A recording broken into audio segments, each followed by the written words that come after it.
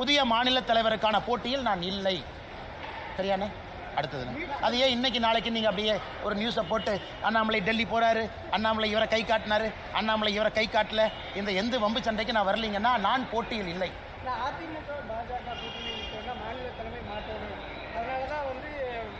அண்ணா அதை பற்றி நான் எது கருத்து சொல்ல விரும்பலீங்கண்ணா. அண்ணா அதை பற்றி நான் கருத்து சொல்ல விரும்பலை. என்னை பொறுத்தவரை இந்த கட்சி நல்லா இருக்கணும், நல்லவர்கள் இருக்கக்கூடிய கட்சி, நல்ல ஆத்மாக்கள் இருக்கக்கூடிய கட்சி. இந்த கட்சியில் நிறைய பேர் உயிரை கொடுத்து இந்த கட்சியை வளர்த்திருக்கிறாங்க, புண்ணியவர்கள் இருக்கக்கூடிய கட்சி.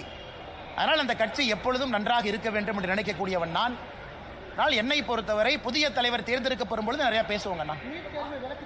அண்ணா இன்னைக்கு நீட்டு ட்ராமா வெற்றிகரமாக முடிவுக்கு வந்துருச்சு. Chapter close. Baahubali part 1 part 2 மாதிரி நீட்டு பார்ட் 1 பார்ட் 2 பார்ட் 5 க்ளோஸ். இனி நீட்டுக்கு சாப்டரே இல்லை. ஏன்னா அது பிரசிடென்ட் ஆஃப் இந்தியா கையில் இருக்கிற வரைக்கும் தான் அவங்க ஆட்டம். கவர்னருக்கு அனுப்பிச்சேன், கவர்னர் அனுப்பலை. பிரசிடென்ட் ஆஃப் இந்தியாவுக்கு அனுப்பிச்சேன், ஜனாதிபதி சும்மாவே வச்சிருக்கிறாங்க. இன்னைக்கு ஜனாதிபதி அவர்கள் நிராகரித்து திருப்பி அனுப்பிட்டாங்க. அதாவது நீங்கள் சொல்லி இருக்கக்கூடிய விஷயத்தை நாங்கள் ஏற்றுக்க மாட்டோம், நீங்கள் சொல்லி இருக்கக்கூடிய காரணங்களையும் ஏற்றுக்க மாட்டோம். நீட் இந்திய மக்களுக்கு, தமிழக குழந்தைகளுக்கு நல்லதுன்னு பிரசிடென்ட் அவங்க திமுக அசம்பிளியில் போட்ட ரெசல்யூஷனை நிராகரித்து திரும்ப பதில் கடிதம் அதிகாரப்பூர்வமாக முதலமைச்சருக்கு போட்டாங்க. முதலமைச்சரனுடைய நீட் நாடகம் அதிகாரப்பூர்வமாக முடிவுக்கு வந்துருச்சு. அவர் புதிய நாடகத்தை தொடங்க வேண்டும் என்று அன்போடு கேட்டுக்கிறேன். அந்த புதிய நாடகத்திற்கு அனைத்து கட்சி கூட்டம்னு ஒரு ட்ராமா பண்ணுவார், அதுக்கு எல்லாத்தையும் கூப்பிடுவார் வழக்கமாக. அடுத்து நான் முதலமைச்சரை சேலஞ்ச் பண்ணுறேன், சுப்ரீம் கோர்ட்டுக்கு போங்க. இதுக்கு தான் நான் காத்துக்கிட்டு இருந்தேன். ஜனாதிபதி அவங்க ரிஜெக்ட் பண்ணணும், வேற எந்த வாய்ப்பும் இருக்கக்கூடாது. உங்களுக்கு இருக்கக்கூடிய ஒரே ஒரு வாய்ப்பு சுப்ரீம் கோர்ட். ஆனால் சுப்ரீம் கோர்ட்டுக்கு மட்டும் போக மாட்டாங்க. ஏன்னா நீட்டு வந்ததே சுப்ரீம் கோர்ட் மூலமாகத்தான். இன்னைக்கு இந்த பார்ட்டிகள்லாம் 9ஆம் தேதி 8ஆம் தேதி எப்போ மீட்டிங் கூப்பிடுறாங்களோ, சுப்ரீம் கோர்ட்டுக்கு போகாமல் சைனாக்கு போகலாமா, ஜப்பானுக்கு போகலாமா, ரஷ்யாவுக்கு போகலாமான்னு அந்த மீட்டிங் நடக்கும். தைரியம் இருந்தால் சுப்ரீம் கோர்ட்டுக்கு போங்க. சுப்ரீம் கோர்ட்லேயும் ரிஜெக்ட் ஆகி வரட்டும். குழந்தைகளுக்கு ஒரே மனநிலையோடு, சமமான மனநிலையோடு படிக்க ஆரம்பிக்கல. நீட்டுக்கு வர்ற கொஞ்ச நாளைக்கு முன்னாடி எல்லாம் இதே ட்ராமா.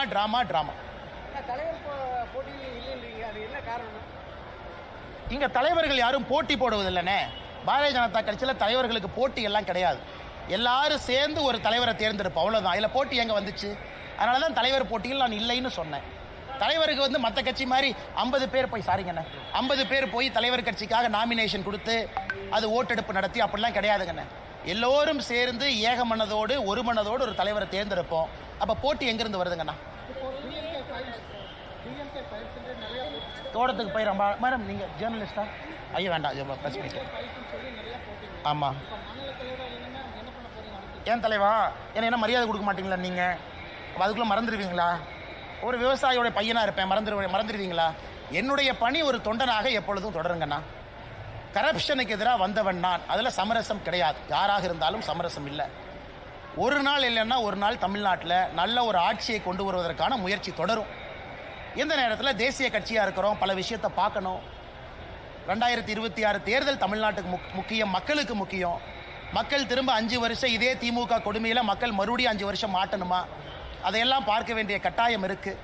ஒரு தொண்டனாக கட்சி சொல்கிற பணியை பாடி செஞ்சுட்டு போகிறாலும் ஒன்றும் பிரச்சனை இல்லைங்கண்ணா. வேறுங்க அதெல்லாம் பேசுவோம் தலைவா. அதை ஏற்கனவே சொல்லிட்டேன், எல்லாம் பேசுவோம். தலைவர் தேர்தலுக்கு அப்புறம் பேசுவோம். சொல்லுங்கண்ணே, அந்த கேள்வி கேளுங்கண்ணே, முக்கியமான கேள்வி. தலைவா இந்த மண்ணை விட்டு எங்கேயும் போக மாட்டேன் தலைவா. ஏன் பேக் பண்ணி அனுப்புறதுலே இருக்கீங்க? டெல்லி போனால் ஒரு நைட்டு வேலையை முடிச்சுட்டு அடுத்த நாள் திரும்புகிற ஆள் நான்.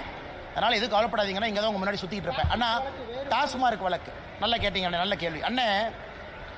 அதாவது திமுகவினுடைய அமைச்சரவையில் 13 பேருக்கு மேலே இன்னைக்கு வருமானத்துக்கு அதிகமாக சொத்து சேர்த்த வழக்கு தமிழ்நாடு நீதிமன்றங்கள் நடக்குது. டிஸ்ட்ரிக்ட் கோர்ட்டில், ஹை கோர்ட்டில் நடக்குது. 13 அமைச்சர்கள் 35 பேர்த்தில் வருமானத்துக்கு அதிகமாக சொத்து சேர்த்த வழக்கு. இதை கேட்கலாமே முதலமைச்சர், பக்கத்து மாநிலத்துக்கு டிரான்ஸ்ஃபர் பண்ணலான்னு. எப்படி இதெல்லாம் கேட்காம டாஸ்மார்க் வழக்கை மட்டும் பக்கத்து மாநிலத்துக்கு மாற்றணுமா? என்ன ட்ராமா பாருங்க. இவங்க தான் குதிச்சு ஹைகோர்ட்டுக்கு போனாங்க, இவங்க தான் குதிச்சு ஹைகோர்ட்டில் ஸ்டே கேட்டாங்க.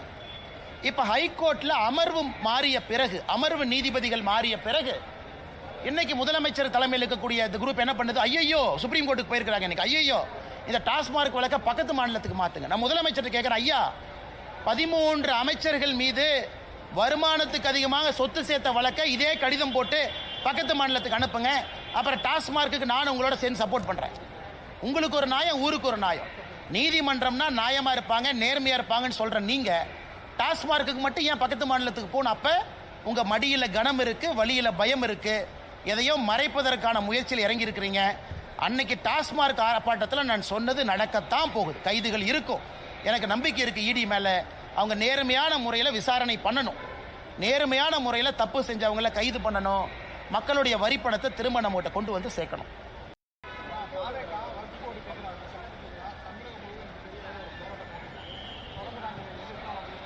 அண்ணா, ஜனநாயகத்தில் போராட்டம் நடத்துறது தப்பு இல்லைங்க அண்ணா. அது தாவேகாவாக இருக்கட்டும், எந்த கட்சியாக இருக்கட்டும், போராட்டம் பண்ணட்டும். நான் ரெண்டே கேள்வி தான் கேட்குறேன். எதுக்கு போராட்டம் பண்ணீங்க? எந்த பாயிண்ட் நாங்கள் கொண்டு வந்தது தப்புன்னு நினைக்கிறீங்க? எந்த பாயிண்ட்டை நாங்கள் சரியாக செஞ்சுருக்கோன்னு நினைக்கிறீங்க? தாவேகா அதிகாரப்பூர்வமாக ஜேபிசி ஜாயின்ட் பார்லிமெண்ட்ரி கமிட்டிக்கு லெட்டர் பேடில் உங்கள் சஜஷனை கொடுத்தீங்களா? இன்றைக்கி நான் வந்து போராட்டம் பண்ணுறேன், எங்கள் தலைவர் சொல்லியிருக்காருன்னு கீழே சுற்றிட்டு இருக்கிறீங்க. சரி, உங்களுக்காக ஜேபிசி போட்டோம், 1 கோடி பேர் சஜஷன் கொடுத்தாங்க, 1 கோடி சஜஷன் வந்துச்சு. தாவேக்காலேருந்து கருத்து சொன்னீங்களா ஜேபிசிக்கு? நீங்கள் கருத்து சொல்லியிருந்தால், நல்ல கருத்தாக இருந்தால் கண்டிப்பாக நாங்கள் எடுத்திருப்போம். சரி, இன்னைக்கு போராட்டம் பண்ணுறீங்க, எதுக்கு போராட்டம் பண்ணுறீங்க? நான் இவ்வளோ விலாவரியாக பேசுகிறேன், இதான் பாயிண்ட்டுங்கிறேன், இதான் காரணங்கிறேன். நான் சொன்னதில் தப்பு எங்கேயாச்சும் இருக்குதா நீங்கள் சொல்லுங்கள். எதற்கு போராட்டம் செய்கிறனே தெரியாமல் ஒரு கட்சி தமிழ்நாட்டில் போராட்டம் செய்து கொண்டிருக்கின்றார்கள், அது தாவேக்கா. எதுக்கு போராட்டம் பண்ணுறாங்கன்னு? ஆனால் இந்த பாயிண்ட் தப்பு. எத்தனை டைம் சட்ட திருத்தம் மாற்றிருக்கிறாங்க? 54 முதல் சட்டம், அதன் பிறகு அவ்வளோ அமெண்ட்மெண்ட், 95 பெரிய சட்டம், அதன் பிறகு அவ்வளோ அமெண்ட்மெண்ட், 2013 மேஜர் அமெண்ட்மெண்ட். ஏன் 2013 காங்கிரஸ் ஆட்சியில் சகோதரருக்கு தெரியும், 123 ப்ராப்பர்ட்டி லூட்டன்ஸ் டெல்லி, சென்ட்ரல் டெல்லி 123 ப்ராப்பர்ட்டியை வஃப் ப்ராப்பர்ட்டின்னு டிக்ளேர் பண்ணி ஒரே நைட்டில் சேர்த்துக்கிட்டாங்க. அதெல்லாம் நியாயமா? 123 ப்ராப்பர்ட்டி சென்ட்ரல் டெல்லியில் நினைச்சாங்க ஒரே நைட்டு. லட்சக்கணக்கான கோடி ரூபாய் வருமானம் பொறுப்பு இருக்கக்கூடிய ப்ராப்பர்ட்டி.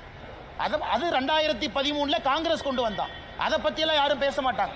ஆனால் 2025 நம்ம ஆட்சியில் நியாயமாக எல்லோருக்கும் சமமாக ஒரு விஷயத்தை கொண்டு வந்தா நாம் இஸ்லாமியர்களுக்கு எதிரின்னு ஆர்ப்பாட்டம் பண்ணுறாங்க. அதனால் தாவேகாவாக இருக்கட்டும், எந்த கட்சியாக இருக்கட்டும், என்னுடைய அன்பு வேண்டுகோள், ஆனால் எதுக்கு ஆர்ப்பாட்டம் பண்ணுறேன்னு 2 விஷயத்தை சொல்லிட்டு பண்ணுங்கண்ணே. நல்ல விஷயமா தான் நானும் மேலே சொல்கிறேன்.